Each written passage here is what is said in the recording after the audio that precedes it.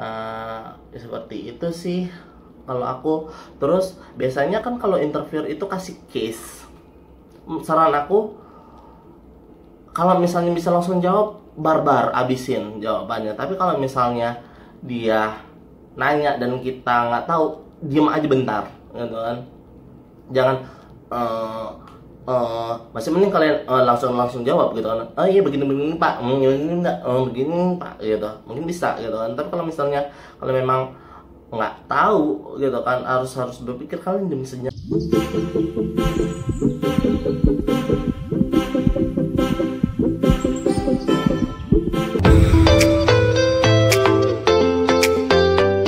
Hai guys, kali ini aku akan bahas tentang caranya interview yang baik dan benar.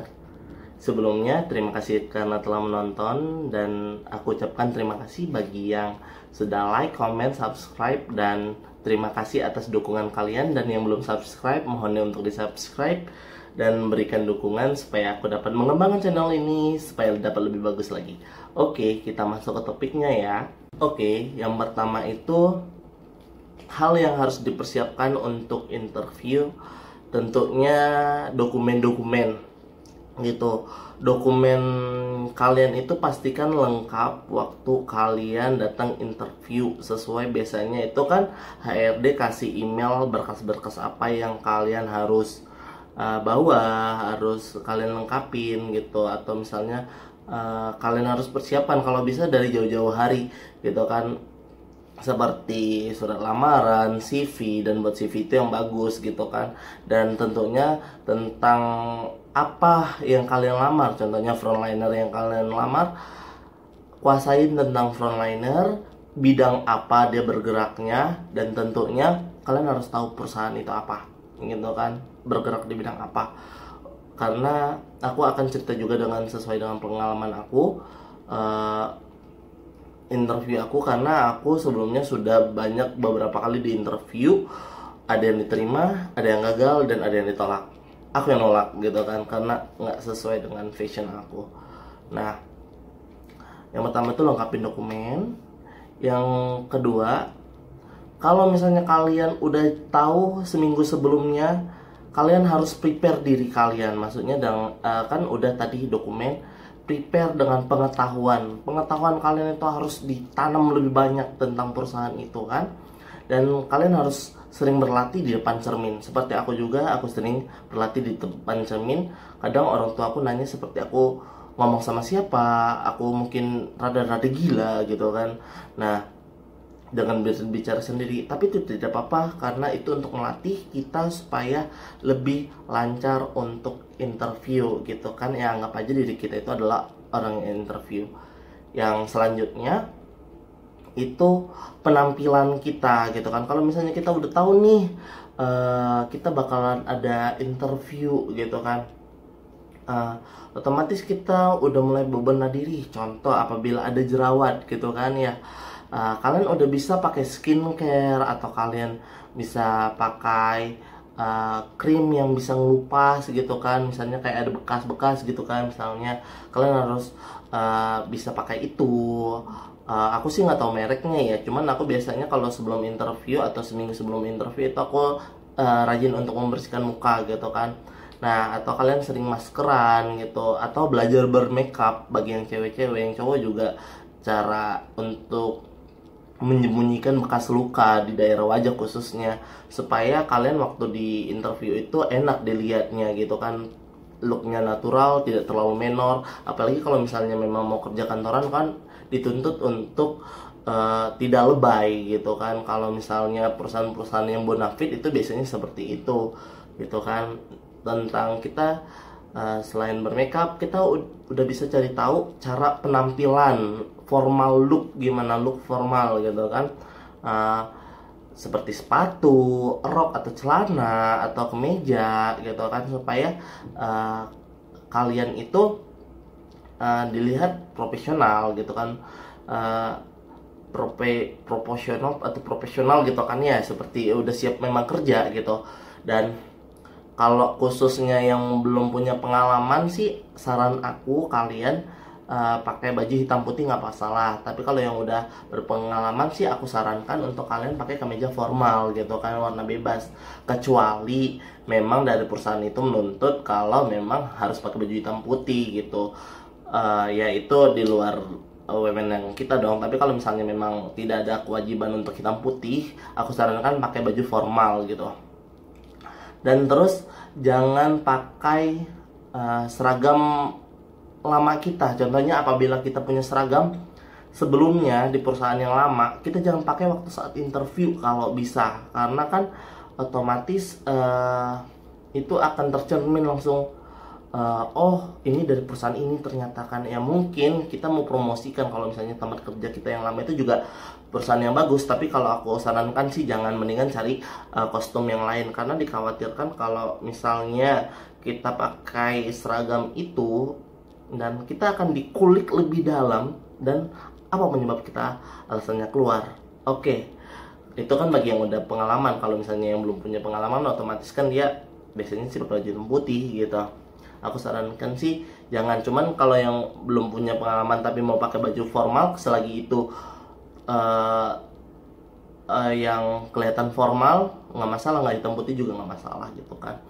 Nah, karena aku pernah belajar kalau misalnya kita itu kalau mau ngelamar kerja itu nggak harus hitam putih juga nggak masalah, sesuai dengan permintaan si perusahaan aja gitu kan. Nah, dari penampilan udah, yang kedua ya pengetahuan juga udah, dan cara bicara gitu kan, cara kita duduk, cara kita bicara, cara kita menatap gitu kan. Kalau misalnya kalian takut natap matanya, tatap sininya, tatap ininya, atau kalau misalnya di sekitar jidatnya ada yang menarik, mungkin ada tai lalat atau bekas luka, atau misalnya alisnya kebesaran, atau misalnya gimana gitu kan, cari di titik wajahnya yang menurut kalian menarik gitu kan, supaya kalian terlihat seperti menatap matanya padahal tidak. Dan itu aku sudah pernah alami. Aku nggak tatap matanya, tapi aku natap bagian alisnya karena ada tai lalat gitu kan. Nah, jangan pula natap ujung rambutnya. Kalau ujung rambutnya nanti kelihatan begini gitu kan, nggak enak juga dilihatnya gitu kan, di sekitar wajahnya, face-nya gitu kan. Nah, dan tentunya kita harus banyak senyum. Dan senyum itu jangan begini juga, jangan lebay juga, jangan ya biasa aja gitu kan. Nah, kalau bisa kita menjawab itu sambil tersenyum juga boleh. Misalnya, iya Pak, seperti ini. Nah, perkenalkan nama saya ini, usia saya seperti ini, dan saya tinggal di sini gitu kan. Nadanya agak lembut sedikit gitu kan, tapi tegas dan jelas gitu.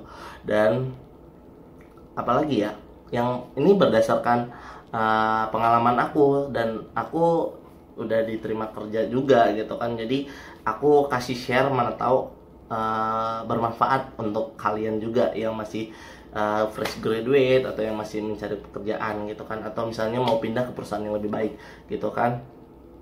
Nah, udah dari bicara itu, dengan sering berlatih otomatis kita akan santai, luas, apalagi ditambah pengetahuan yang bagus gitu kan. Ketiba ditanya, ini kenapa begini begini, oke, kita jawab aja santai, iya Pak, karena begini. Oke. Dan itu menurut aku sih akan menambah nilai tambah. Dan kita jangan menanyakan perusahaan yang kita lamar gitu kan. Otomatisnya kita harusnya udah tahu perusahaan yang kita lamar itu bergerak di bidang apa. Karena aku pernah pengalaman, aku nanya, ini Pak bergerak di bidang apa? Sedangkan itu aku udah lamar, otomatis aku udah tahu gitu kan, namanya siapa, bergerak di bidang apa, tahunnya kapan, berdirinya, itu harusnya kita udah tahu. Dan kita jangan tanya gitu, kecuali kalau kita memang mau nego gaji atau nego penempatan, atau misalnya yang adalah yang beberapa hal-hal penting bagi yang udah pengalaman sih yang harus ditanyakan gitu kan. Mungkin bisa nggak suami istri di sini atau gimana gitu kan. Nah, hal-hal yang penting. Nah, tapi untuk gaji juga, kalau misalnya kita belum punya pengalaman, jawab aja seperti ini, ya Pak, sesuai dengan apa yang sudah saya berikan dan sesuai kemampuan perusahaan, membayar saya gitu kan, atau kata-katanya kalian bisa edit sendiri gitu kan, atau itu clue-nya doang sih.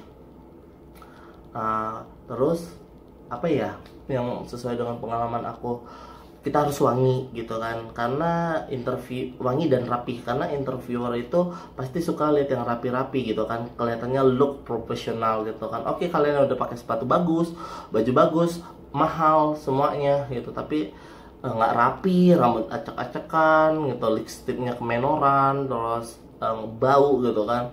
Kalau bisa sih jangan seperti itu, supaya kalian lebih terlihat bagus, berwibawa, dan punya attitude gitu kan, karena attitude kalian itu akan dilihat juga. Dan kalian waktu contoh ini aku random ya, karena apa yang ada di otak aku itu yang aku akan bahas gitu. Bersalaman, salam agak kepal dikit tapi jangan tekan gitu, salaman agak tekan gitu, menandakan kalau misalnya kalian itu memang orangnya akan berkomitmen gitu kan. Jangan pula kili-kili gitu kan, misalnya gini, kili-kili, jangan juga, itu tidak boleh gitu kan.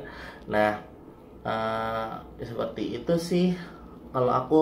Terus biasanya kan kalau interviewer itu kasih case, saran aku kalau misalnya bisa langsung jawab, barbar abisin jawabannya. Tapi kalau misalnya dia nanya dan kita nggak tahu, diem aja bentar gitu kan. Jangan masih mending kalian langsung jawab gitu kan. Oh iya, begini pak, begini enggak, begini pak gitu, mungkin bisa gitu kan. Tapi kalau misalnya kalau memang nggak tahu gitu kan, harus berpikir, kalian diem senyap sambil senyum gitu kan. Oh iya pak, seperti ini. Nanti kalau misalnya terjadi seperti ini, saya lakukan seperti ini untuk meningkatkan ini, supaya semuanya atau customer itu akan senang ini. Itu kasih jeda gitu kan. Dan kalian untuk perkenalan sih, kalau bisa perkenalan itu jangan yang kalian ucapkan, jangan yang ada di CV semua. Misalnya nama saya si Anu, alamat saya di sini, tentang lahir saya ini, agama saya ini, saya lulusan dari ini, lulusan SD ini, SMP ini, SMA ini, kuliah ini gitu kan, pengalaman kerja saya ini gitu kan, hobi saya ini. Kalau bisa jangan yang ada di CV itu interviewer bisa baca. Jadi kalian jelaskan aja nama, usia, alamat, sama kegiatan sehari-hari seperti ini. Perkenalkan pak, nama saya Yogi, usia saya 24 tahun, saya tinggal di Tangerang gitu.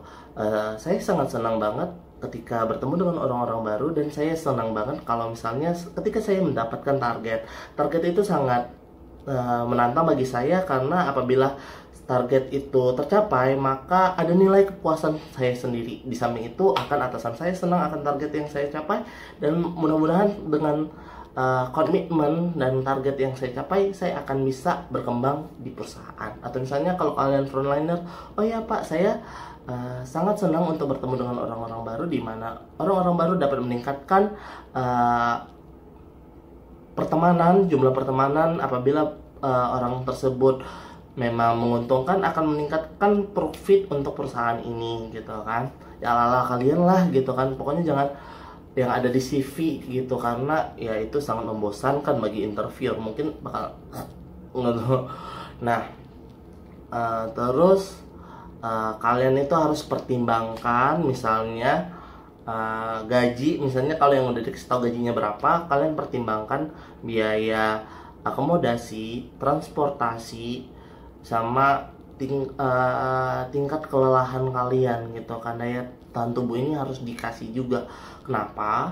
Karena kalau misalnya gaji kalian cuman habis gitu doang, maksudnya habis di jalan, habis di, misalnya kalau yang kalian kos, habis di kosan, untuk apa kerja, capek, nggak ada yang tabung gitu kan. Jadi kalian harus pikir matang-matang apakah terima atau tidak gitu kan. Atau misalnya kalian harus pilih yang mana yang menurut kalian lebih baik, kalau misalnya ada dua. Tapi kalau misalnya memang kalian terpaksa, aku saranin sih ya jalanin dulu aja sambil cari yang baru gitu. Nah Gitu aja. Sama hindari dengan kata yang bertele-tele gitu kan kalau waktu saat interview gitu, dan pilih kosakata yang bagus buat CV yang bagus. Dan segitu dulu ya dari aku, mana tahu itu bermanfaat. Silahkan diduplikasi dan jangan lupa untuk like, comment, subscribe, dan nyalakan notifikasinya supaya aku bisa membuat video yang baru lagi. Oke, sampai sini dulu. Dan jangan lupa kalau interview, posisi duduk harus benar. Oke, posisi duduk, tangan, sikap, dan yang lain-lain harus benar supaya itu menjadi daya tarik. Oke, sekian, bye-bye.